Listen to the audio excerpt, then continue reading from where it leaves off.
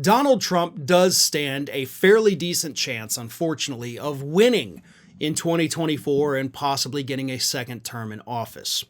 And as terrifying as that is for Americans, we also have to understand that our foreign allies are also terrified at the prospect of this man getting back into the Oval Office.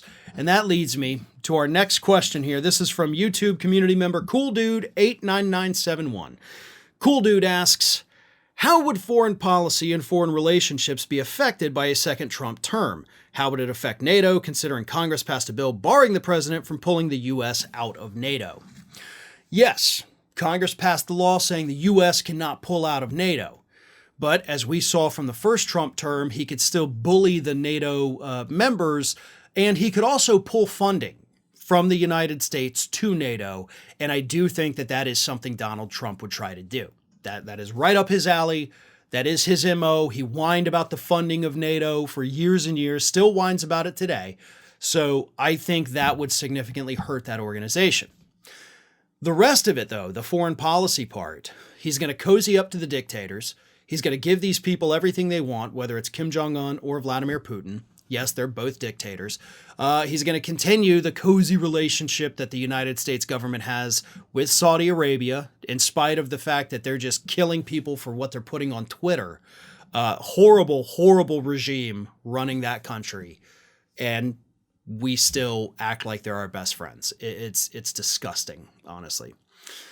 But more importantly, he has already told us, or his campaign has already told us essentially, that he wants to put tariffs on every single good coming from any country outside of the United States into the United States.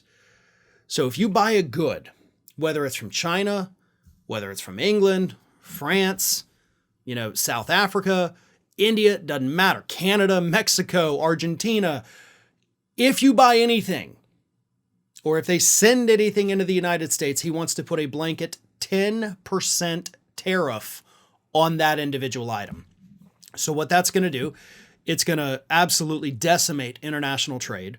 We will be in a global trade war. A global trade war with every other nation in this, every other country on this planet. That's what we're looking at. That's what he wants to do. Which, of course, would increase the price of goods for consumers. We would hit a massive depression because American producers, as we saw with Donald Trump's first trade war, that still hasn't ended, by the way, Biden. What happens is when the cost of the goods from other countries increases, you would think that American-made goods would be more competitive. But that's not what happened. What happened was that the American producers raised their prices just arbitrarily because they can, to match the inflated prices of the foreign goods because those prices went up because of the tariffs. So the prices of all goods increased, even the ones that didn't have to because they're not paying an additional tariff. They still went up because, hey, why not?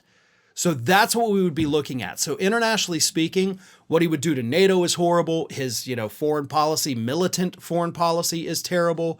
But the economic impacts would be the most significant change if Trump gets back into the White House.